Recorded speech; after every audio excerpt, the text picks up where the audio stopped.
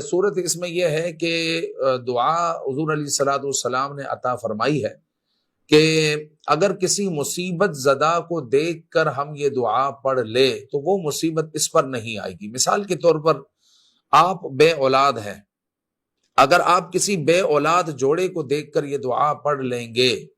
الحمدللہ الذی عافانی مما ابتلاک بہ وفضلنی علی کثیر ممن خلق تفضیلا، تو انشاءاللہ العزیز آپ بے اولاد نہیں رہیں گے، آپ کو ضرور اللہ رب العزت اولاد کی نعمت سے سرفراز فرمائے گا۔ اسی طرح کسی کو جو ہے حمل نہیں ٹھہر رہا،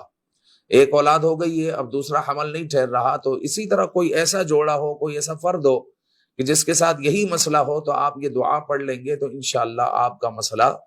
حل ہو جائے گا، یعنی جو آفت اس پر ہے وہ آفت آپ پر نہیں آئے گی۔ تو یہ آقا کریم صلی اللہ علیہ وآلہ وسلم نے یہ عظیم دعا عطا فرمائی ہے، تو اس کو بھی جو ہے اپنے معمول کا حصہ بنانا چاہیے۔ اس دعا سے ہم کئی بلاؤں سے محفوظ ہو جاتے ہیں۔